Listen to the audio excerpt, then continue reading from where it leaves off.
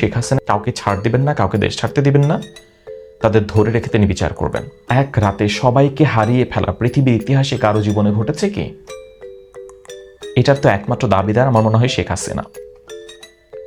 বা এরকম ঘটনা ঘটে যাওয়ার পরে, এক রাতে সবাইকে হারিয়ে ফেলার পরে আবারও রাষ্ট্র ক্ষমতা নিয়ে আসে সেই দলটিকে, আবার এরকমভাবে ক্ষমতাচ্যুত হয়ে দেশ ছেড়ে দেশের বাইরে চলে যাওয়া, এমন ঘটনাকে পৃথিবীর ইতিহাসে অন্য কোনো রাষ্ট্রনায়ক বা অন্য কোনো মানুষ এক্সপিরিয়েন্স করেছে?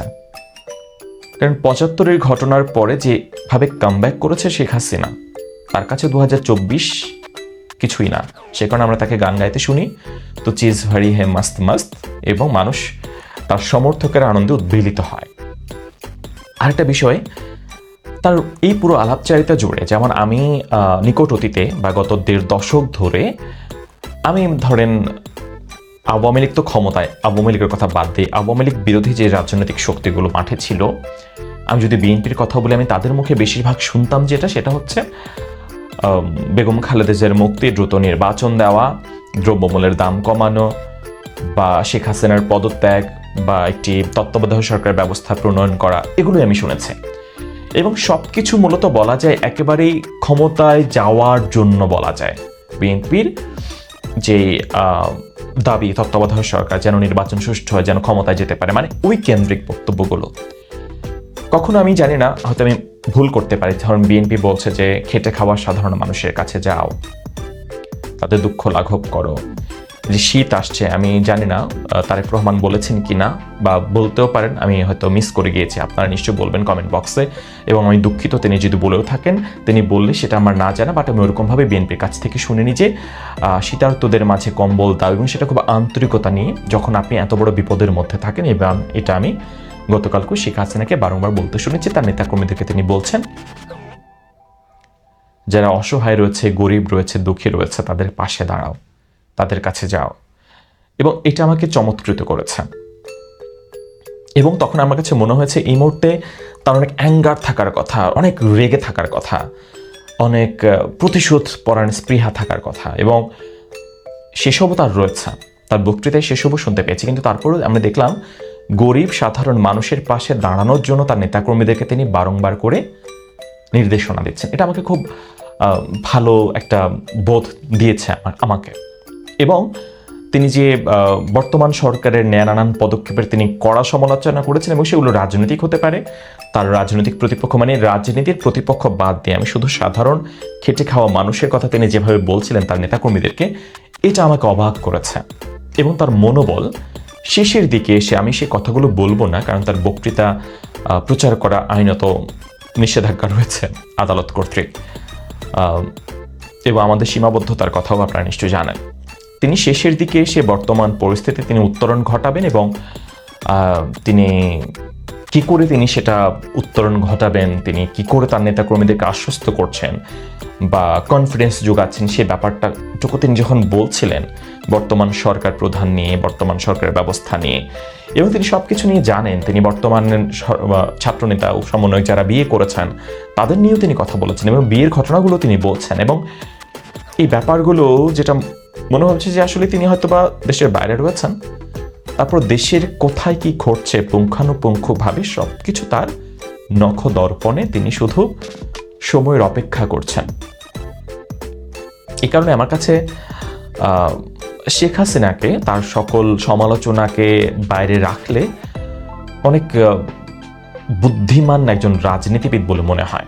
যদিও ছাত্র জনতার গণ অভ্যুত্থানে তার বিদায় ঘটেছে খুব কলঙ্কজনকভাবে, তার মাথার উপরে গণহত্যার দায়, বর্তমান সরকার তার বিচার করতে চায়, ছাত্ররা, সমন্বয়করা তাকে ফাঁসিতে ঝোলাতে চায়, কিন্তু এই কোনো কিছুই তাকে বিচলিত করতে পারেনি, যেটা আমাকে খুব অবাক করেছে যে এত মনোবল, এত দৃঢ়চেতা কি করে হতে পারে একজন। তখন আবার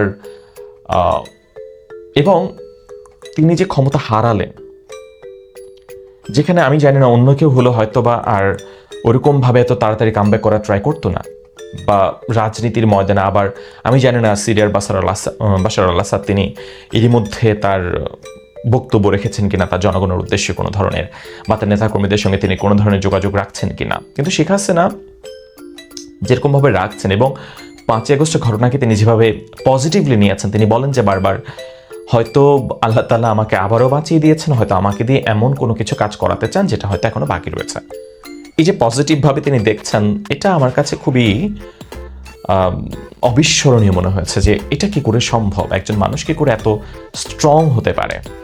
ব্যক্তি শেখ হাসিনা খারাপ ভালো সেটা আলোচনা নয়, কিন্তু একজন মানুষ তিনি খারাপ হলেও তার মধ্যে কি করে এত স্ট্রং একটা ব্যাপার থাকতে পারে, এত মনোবল তার মধ্যে কি করে তৈরি হলো, এটা আমাকে খুব অবাক করেছে। আমি জানি না আপনারা কেউ শুনেছেন কিনা, যদি শুনে থাকেন আপনাদেরও যদি একই রকম অনুভূতি তৈরি হয় জানাবেন আমাকে কমেন্টস বক্সে। কারণ আচ্ছা, সাবেক প্রধানমন্ত্রী শেখ হাসিনা তিনি কি কোনোভাবেই জাদু জানেন কি, বা তার এত কনফিডেন্সের উৎস কোথায়?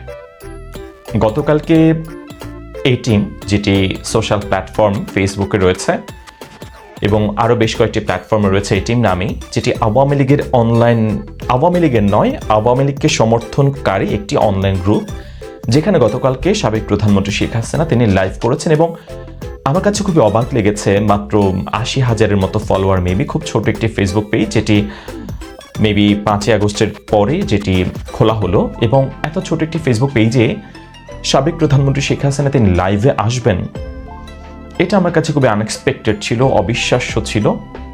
কিন্তু খুব গুরুত্ব নিয়ে তার বক্তৃতা আমি শুনলাম। সেই বক্তৃতায় আমি অবাক হয়েছে, চমৎকৃত হয়েছে। এখন দেখেন, অনেক বিষয় থাকে এখানে।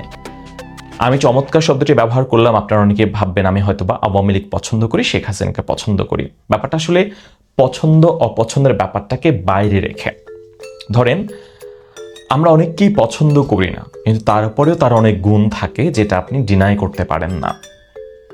এবং শেখ হাসিনার গতকালকের যে আলাপচারিতা, সেটা শুনে আমার কাছে কেন চমৎকার মনে হয়েছে, কারণ এই মুহূর্তে শেখ হাসিনাকে আমার মনে হয় সবচেয়ে প্রতিকূল অবস্থানে রয়েছেন, সবচেয়ে প্রতিকূল অবস্থানে রয়েছেন।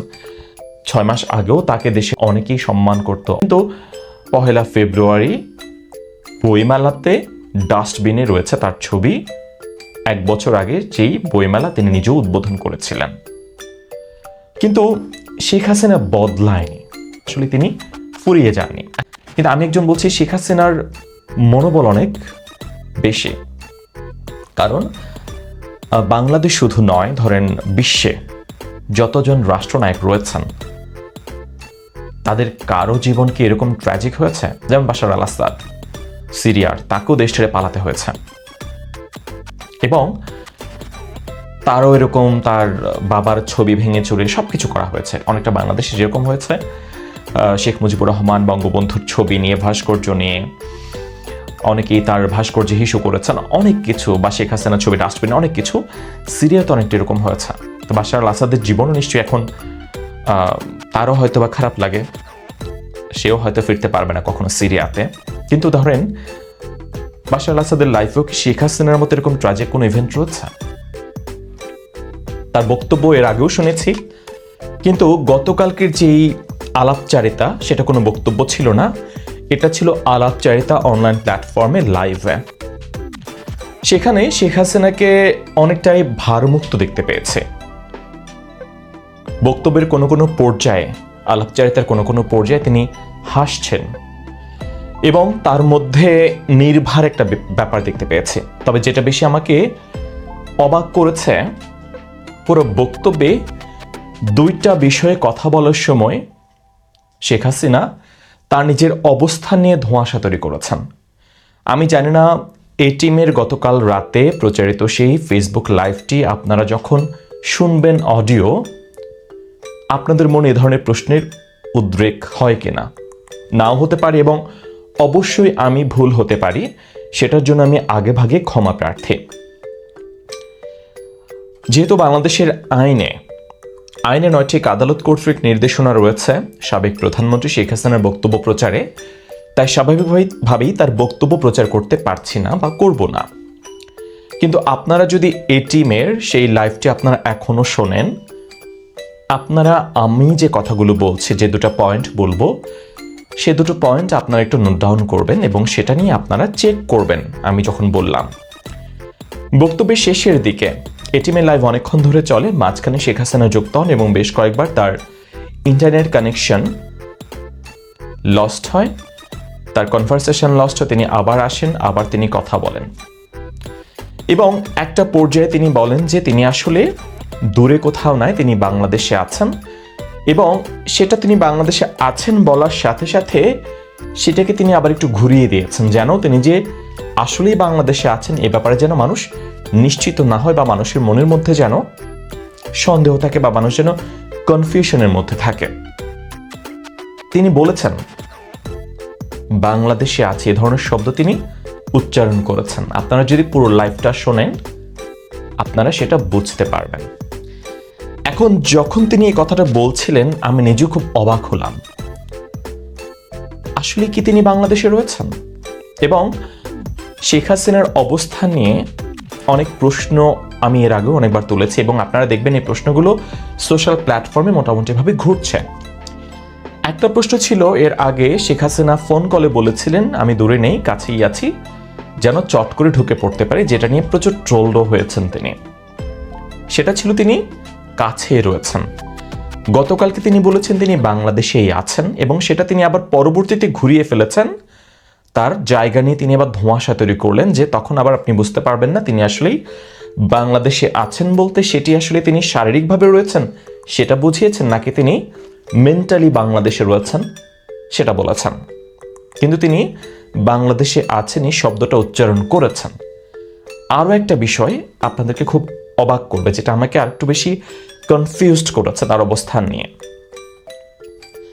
এবং সেটি হলো বক্তব্যের প্রায় শেষ পর্যায়ে তিনি বেশ কয়েকবার তিনি তার বক্তৃতা শেষ করছিলেন, আলাপচারিতা তিনি তার কথোপকথন তিনি শেষ করছেন, বেশ কয়েকবার তিনি খুদা হাফেজ বলেছেন, পরবর্তীতে আবার প্রসঙ্গক্রমে তিনি আবার নতুন করে কথা বলা শুরু করছেন, আবার তিনি খুদা হাফেজ বলছেন এবং একটা পর্যায়ে তিনি বলছেন তার বিরুদ্ধে যেই মামলাগুলো হয়েছে সেই মামলাগুলো সম্পর্কে তিনি বলছেন। ডক্টর মোহাম্মদ ইউনূস সাহেব যিনি বর্তমান অন্তর্বর্তীকালীন সরকারের প্রধান, তার বিরুদ্ধে যে মামলাগুলো হয়েছিল তিনি সেটা রেফারেন্স টেনেছেন, নানান বিষয় নিয়ে তিনি কথা বলছেন। এবং শেষবার তিনি যখন, আপনারা জানেন যে সারা দেশে যেই আইনজীবী সমিতি নির্বাচনগুলো হচ্ছে বেশিরভাগ জায়গায় আওয়ামী লীগ সমর্থিত যারা তারা জয়লাভ করছেন, তিনি সেই ব্যাপারটা তিনি বলতে চাইলেন যে বারের যে নির্বাচন হচ্ছে এটা বললেন তিনি, এবং যারা হোস্ট তারা আবার অন্য একটা প্রসঙ্গে কথা বলতে চাইছিলেন বা একটু অবাক হলেন বা কিছু একটা, তখন শেখ হাসিনা একটা জিনিস বললেন যে আমাকে অনেক রাত জাগতে হচ্ছে, তোমাদের চেয়ে আমি বেশি খবর রাখি, এরকম কিছু একটা। এবং এর পরবর্তী তিনি বললেন আমি রাত 12টা পর্যন্ত কথা বলি সবার সাথে, রাত 12টা পর্যন্ত। এখন দেখেন এখানে টাইম জোনের একটা বিষয় রয়েছে।